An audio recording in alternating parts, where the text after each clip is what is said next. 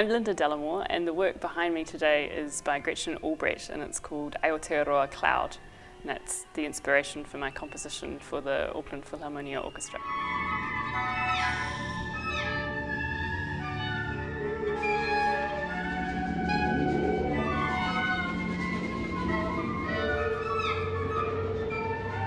I spent hours looking online through the gallery archives trying to work out what to choose and why, but felt sure that I wanted to pick a work that was by a living artist so that I could kind of connect with the person about it and have some dialogue around what the work was trying to do and that kind of thing as part of my research and development of my own musical ideas. And I've always had an affinity for Gretchen's work, so I finally settled on this one and wrote to Gretchen and have had some sort of Skype conversations with her, and she's been absolutely lovely in terms of talking about the work and bouncing ideas off her. There's so much movement in the work from left to right, and with the sort of divide in the middle with the white crossing over. So there's sort of an obvious chance to use glissandos and lines that go up and then lines that go down.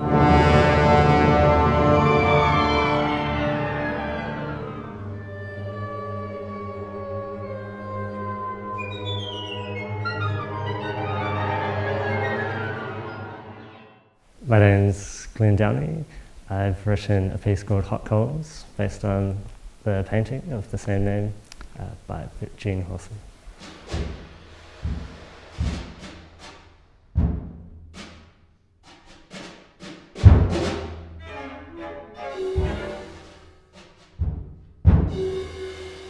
What drew me to this painting, I think, is the energy and the vibrancy and just the kind of, it's so rhythmic in the way the strokes kind of suggest motion, and the way that it's been kind of structured around. You can even see, or like you can kind of infer kind of some figures dancing. So there's that kind of dance and ritualistic and cyclical aspect to it, and that kind of made me think about rhythms and the suggestiveness of the title as well. This kind of erraticism with the texture and how I could transfer that into rhythm just kind of came into my mind, and so it's kind of like inspirational.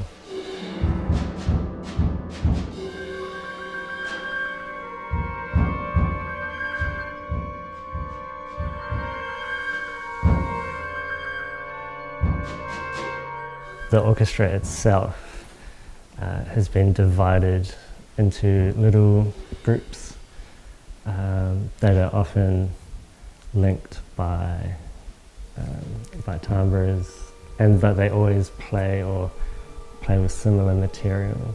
So it's, again, going back to this idea of cycles. When that happens, it's a very distinct idea, or musical idea, that the listener can hear.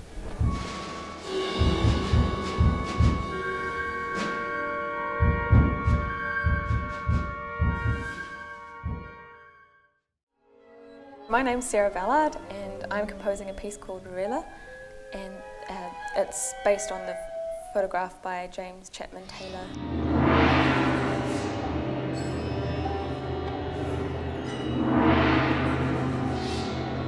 My piece, it takes the spirit and the motion from this painting, and also the dualisms from it, and it puts that into sonic form. So I've got a singer with the orchestra, and at the beginning it's quite stripped back, so it's mostly strings, but slowly it will evolve into a fuller orchestral set of forces.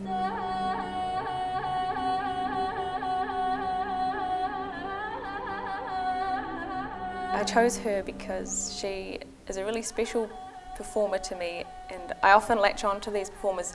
Now and again, it doesn't happen constantly, but sometimes someone just has that spark for me that I can see in them, and she did jazz at the University of Auckland, and I've been wanting to work with her since I was an undergrad. So, and now that just cropped up the perfect time, and she is an incredible improviser. I thought that was an interesting thing for me because I've always been interested in extreme detail, extreme control. So I'm kind of relinquishing my control to sort of let the sort of spirit side come through, the intuitive side, which I actually use a lot myself, but it will sort of be intuition in real time. You've got all these different parameters of the piece. You'll have the orchestra is extremely controlled at times by me, at other times it's aleatoric, so it's very much, you know, there's a guideline there, but it's up to the performers.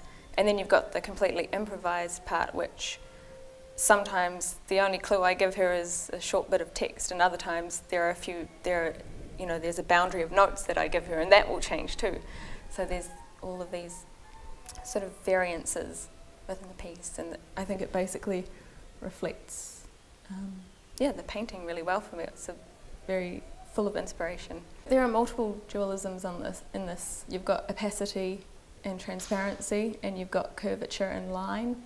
And you know, when you look at this, you'd say it's monochromatic, but in actual fact, you've got light and dark there. I find humans have an issue with always thinking about, you know, on and off, right and wrong, but actually everything exists on a continuum. So it's important to think about the space in between as well. So I'll be trying to think about that as well, which is something that's developed into a big philosophy that I'm writing about for my doctorate. I'm really interested in transformational gestures, so all gestures are transformational. The most simplistic of these that you can get is just a resonant attack. So something that is going to resonate and you just hit it once. So the attack and decay, from attack to decay, that's transformative. You might also have things like vibrato that becomes wider. So the vibrato itself is widening, so it's like an envelope. Crescendos and decrescendos, they're transformative. But the interesting thing is, the realm of endless possibilities for this, because you have all these different parameters in music and you can combine all of these minor options to create an astounding variety of these transformative gestures.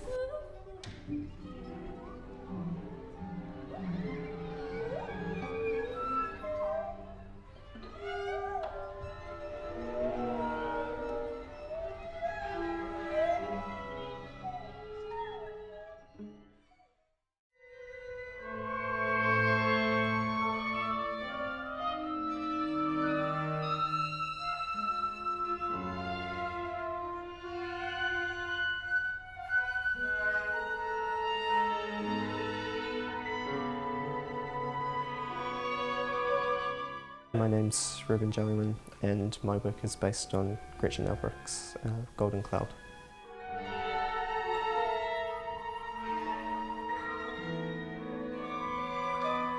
I encountered this work first at the reopening of the Auckland Art Gallery, and it was on display in the New Zealand section.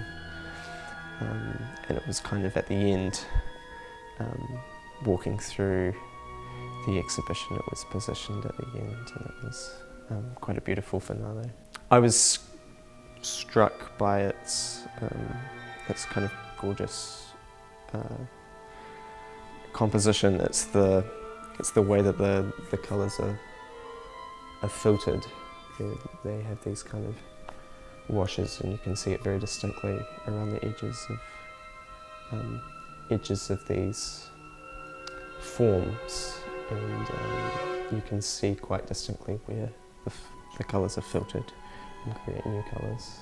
It's of course a landscape, so to say, of the setting sun over the Waitakares, or out west. And in some sense, there's a kind of connection, having grown up in West Auckland myself.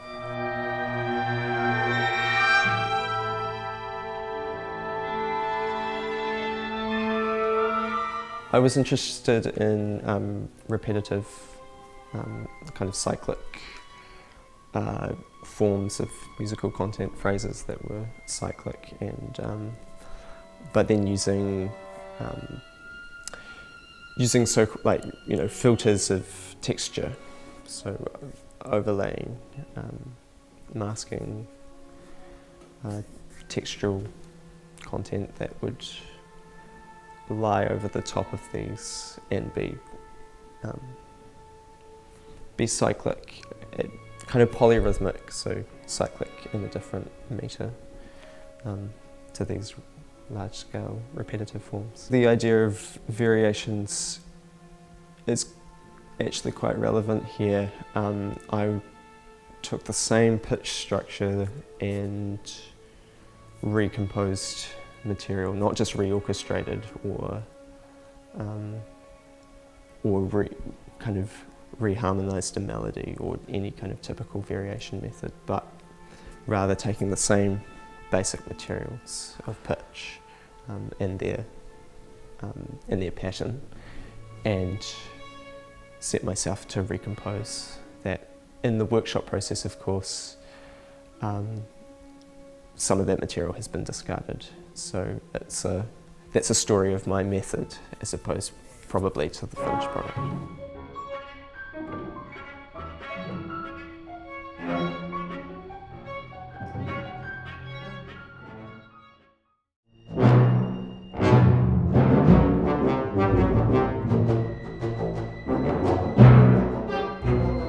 I'm Chris Adams, and I've written an orchestral work based on the painting Adira Gorge by Petrus van der Velden.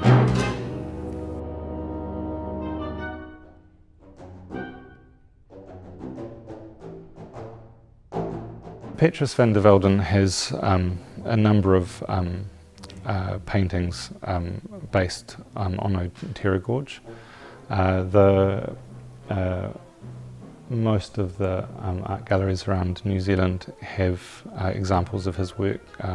Auckland Art Gallery, Christchurch Art Gallery, Dunedin, certainly all of those galleries I've seen the works, and they're always works that I'm drawn to in each of those galleries. There are, I think, probably over 40 of these style of paintings, are sort of in private collections and also with drawings and sketches, and there's a slight obsessive, I suppose, tendency. But in some ways I quite like that, in that I quite like the sense with any artwork where there's sort of a sense of progression, and you can look through the works of many composers or many visual artists, and if you actually get to see sort of their entire catalogue, then you can sort of see a progression and development within those works. I was very drawn to a lot of the darker colours within the orchestra, so I use an alto flute, I use a cor anglais, contrabassoon, bass clarinet, all of those sort of darker auxiliary wind instruments. I have created a PVC pipe percussion instrument.